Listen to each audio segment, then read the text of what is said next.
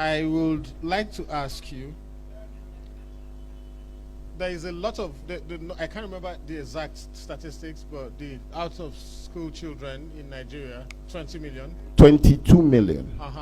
So we have over 22 million out of school children, and majority of them are girls. How do you intend to bridge the gender inequality gap as far as education is concerned, especially in northern Nigeria? Because your candidate is very much particular about the land mass in Niger State and other parts of the northern Nigeria in terms of consumption to production. But before you can actually engage in consumption to production, you've got to educate the people and the girl child more in particular. So how do you think you're going to do that? Thank you. Like I said earlier, education is the life wire of any society.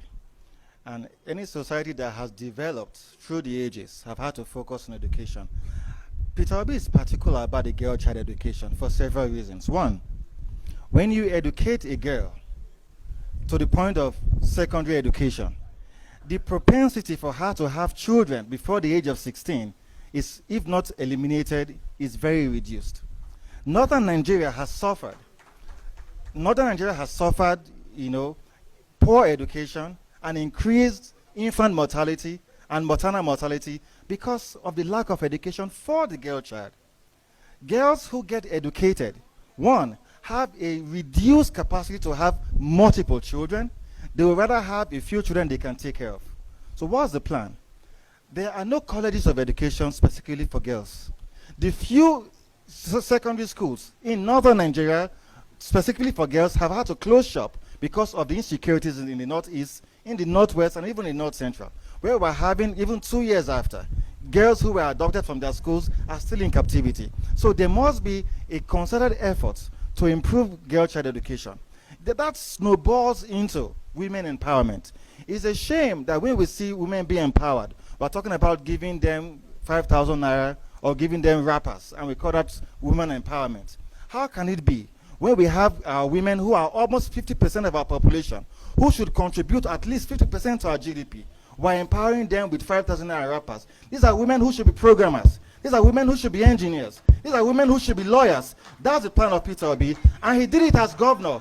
While he was governor, over a third of his commissioners were women. Across his local government councils, women were encouraged to take elective positions, and he ensured that the quota of women in his government was increased from time to time. This man has shown a sustained progress of having women involved in politics, having women involved in the development of society, and that's what he will do as president. Thank you very much.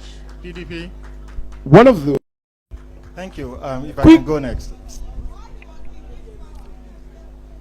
Labour, please. The solution that borders on access to education is an interesting one. There's really no dilemma about it. Access to education is not really the problem. But the fact is that in northern Nigeria especially, the people have a different mindset as touching education. And also that has snowballed into the fact that insecurity has made it impossible for... Hello, please. Insecurity has made it impossible for a lot of parents to send their children to school. When girls can freely go to school, acquire education, and are safe in school, more girls will go to school. How would you tell a girl in Niger State that the girls that were kidnapped at the Chibok saga many years ago, many have not been received by their families? How can you prop her to want to go to acquire education in the same region where insecurity has become very resplendent? So it will be impossible to build a secondary school or a primary school in every local government council when insecurity, especially in northern Nigeria, is not tackled. That is the number one thing. Building the school is beyond building the structures of a school. It's building the mind of the person who's going to school. Do the people see a reason why girls should go to school? If we relegate women to the background like we have done in Nigeria for centuries, how can more women be advised to go to school? We must have a template where we can encourage women to go to school by rewarding excellence amongst women, by rewarding education in those women who have gone to school, making them examples to young girls when they can see, when they can have heroes in government, when they can have heroes in society, when they can have heroes in their villages, then they will be more interested in going to school. That's the solution to the girl child education. Thank you.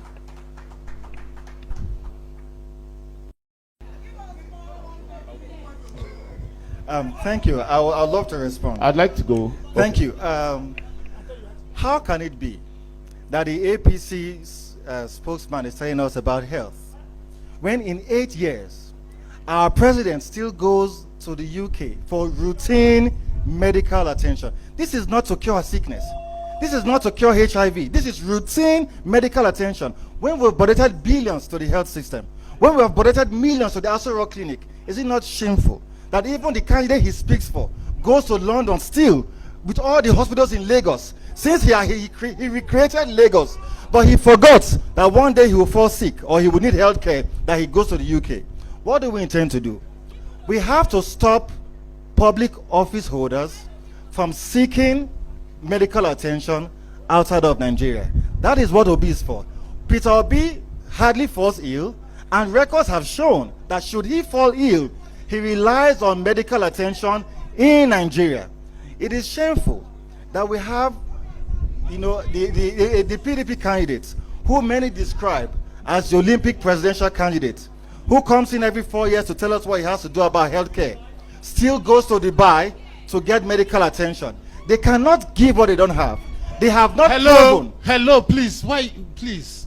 They have not proven why they served in office that they care about the health system in Nigeria. Where have they been all the while Nigerians have died from cholera? Where have they been when infant mortality has been about the highest in Africa? Where have they been? Maternal mortality in Nigeria is the highest in the world. Out of every 1,000 women that deliver in Nigeria, 971 die trying to give birth. Where have they been? PDAPC has no solution to the healthcare system in Nigeria, and they cannot pretend to care about Nigerians as it touches healthcare. Thank you. Time up. To quickly. My question goes to the Labour Party. We talked about having seats in the national. Let's take the National Assembly, for example. We have the lower house. We have 300 and something, and we have 109 senatorial seats. If I may ask, I think King said something about that, and they quickly, diced it down that doesn't matter, that the people's vote is in their hearts. But I feel like if structure is not really the buildings, but if I have 109 senatorial seats and I can only get 30 seats, yeah, I think that's not enough. I'm not saying all of them will win, but at least if I'm from Kwande, I'm from Benue, if I'm from Kwande Oshongo constituency, and you print an A4 form and give me to contest in the Labour Party, and I go there, some people, not because they know a Peter Obi, but because a Yembe is contesting in the Labour Party, they would vote him. So I think it's important, but to dice it out like, oh, it's not important, then you don't, field candidates that contest in these seats in the national, because these are the people who represent the grassroots. So if you don't field candidates, it means you're just looking at the presidential, but this is what builds the presidential elections. You have to have representatives in all these places. I think we shouldn't dice that out, so that when the election is finally done, and sorry sir, it's finally done and the votes are being announced, you won't say you were played out, because we need to be interested in the grassroots. We must field candidates at the grassroots to come to the National Assembly and State Assembly respectively. Thank you. Let me respond real quick to the question. I honestly think that the APC and the PDP should be excited that the Labour Party does not have candidates to fill these seats. Why are they having it as a problem? It bothers me that what should be an advantage to them, they are crying more than us. The thing is this: leadership is about providing the requirements to the people. Let's assume we have only one Labour Party senator when Peter Obi becomes president. Let's assume that we have only one member of the House of Reps when Peter becomes president. What is the purpose of government? What's the purpose of leadership? Is it not to bring development to the people? So if Peter is saying, let us stop consuming products that we import, which senator is going to say, no, let us continue to import products we consume? It's just common sense. As governor of Anambra State, he had no member of his party in the State Assembly. But he achieved remarkably well. He improved education. He improved healthcare. He improved infrastructure. He fought insecurity. The point is this, and the question is this: will he have the capacity to lead the nation and provide the needed requirements for the people? Yes. Every member of the National Assembly, has one purpose: to bring development to your people. Every member of the Senate has one purpose: to bring development to your people. So if the president, for example, is advising the National Assembly to promote a bill that will help the people of his constituency, why should he be against it? It's just common sense. I find it really appalling why anyone should be bothered about the representation of the Labour Party in the National Assembly. Right of rebuttal, please. Right of rebuttal, please. And it's very important that we should read. 30 seconds. No, if you What say that I don't have the 30 legislation? seconds, if you say What I legislation? cannot, if you say I Excuse me, cannot, Lemon. no. Hello. If I was Let's cut go. short, Let's- if I was Lemon, cut short, I have to Georgia. answer your you question. can bring it in your closing What address. legislation? You can bring it in your closing address. What legislation Hello. is required? This is why he said it's PDP APC. Let me explain. Labour Now, Party. hold on. What legislation? Wait, which one is PDP APC? You're It is right, PDP you're and right. PDP pro Let me life. answer the So that's question. why I leave them to enjoy. Let me answer the You're right, question you're right. You in can- 30 you seconds. can in your closing What remarks, legislation is In required? your closing remarks, because I also have a you will question. have 5 minutes. Tony, Atiku. I would like to answer that question very briefly. Let me In add 20 this so you can answer this No, but together. you asked me- So you can answer okay, them so together. yeah, ask me. The only reason why Obasanjo endorsed Atiku in 2019 was because of Peter Obi. Peter Obi was the reason why Obasanjo endorsed Atiku, because he had told us that he could not. That was the worst decision he said he made. These are recent statements that accrued to him. So now that Peter Obi is not there to help him meander through the interfaces of this difficult political journey, he's standing alone, and clearly he has no pathway to victory. I'd like to respond to both immediately. Please, may I please? Respond, please. May I please? I would like to respond to both immediately. My question is that security holds the key to the progress of Nigeria, and without this in place, we can't get anything right. So my question is about Deborah's case. So making reference to the gruesome killing of Deborah, who was murdered, and all the aspiring candidates gave their sympathy. But Atiku tweeted and deleted the tweet because it reflected his take on this. How can we trust him with our girl child development? Labour Party. But this statement did not meet my communications procedures. Your Then time it is is simply up. what it is. I have a rebuttal, please. Rebut. The truth is this. The truth is this. When Atiku deleted that tweet, he deleted his ambition to be president. When he deleted that tweet, he deleted his ambition to be president. This is what it meant. It simply meant that he wasn't going to be fair to everybody. On what premise was the tweet deleted? He simply condemned the killing of a Christian girl who was killed in the north. Any leader who qualifies as a unifier would not have done what he did. Nigerians generally, in the north and in the south, felt appalled that he deleted that tweet. And there has been no reasonable reason he has given. His spokesmen have been asked severally, why did you delete the tweet? Yes, he condemned it later, but that deletion of the tweet was a removal of his presidency. Thank you very APC, much. no, you Hold don't, on. you don't have. My name is Akin Rawasande Joshua, and actually I would have loved to ask a general question, but because you people have been directing questions to particular people, I will direct my question to Labour Party man. If you want to tell us about what you have done, it should have been on your antecedents and what you have done, what we have seen. On education, you were talking, and I could remember for 8 years of Peter Obi as governor of Anambra State, he didn't employ one single teacher, and you can't tell me you don't have a single shortage of teacher in your state. One.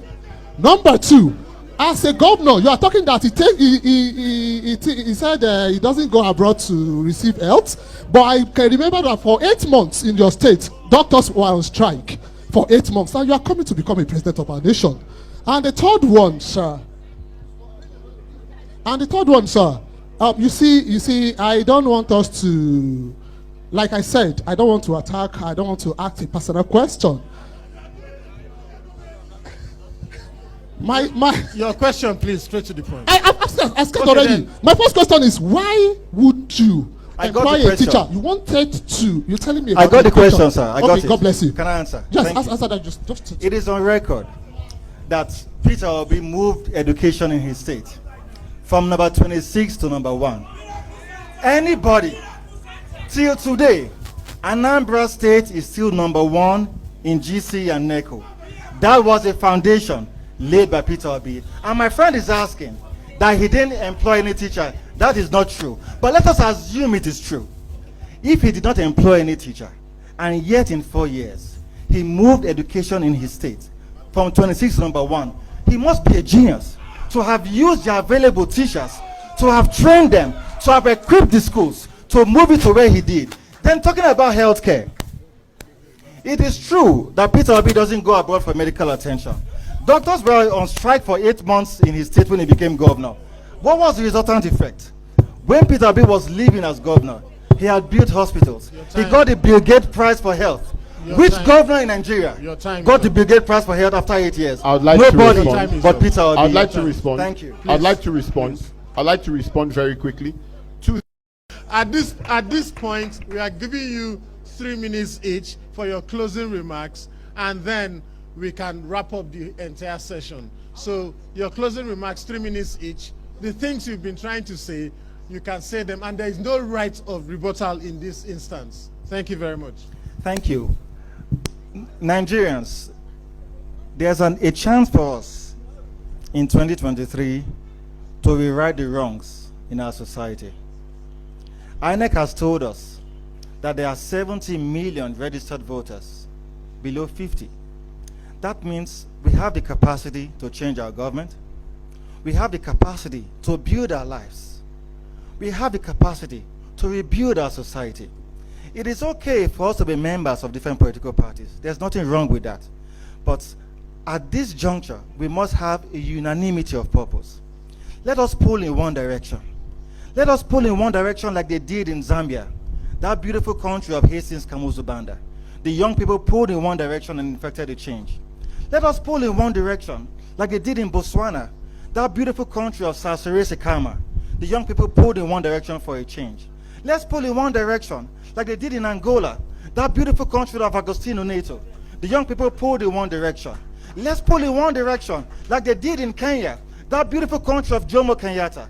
The young people pulled in one direction. It is our turn as Nigerians. This beautiful country of Ahmadu Bello, this beautiful country of Obafemi Awolowo, this beautiful country of Nnamdi Azikiwe, let's pull in one direction. We have the energy, they have the time, they have the research, but we have the time. It's our future. They have no stake in the future of Nigeria. Both men are in the departure lounges of their lives. Both men are in the evening of their lives.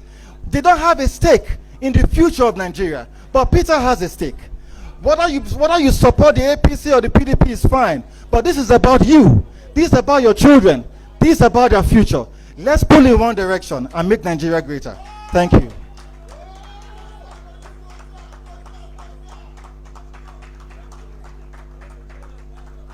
I would like to begin my closing remarks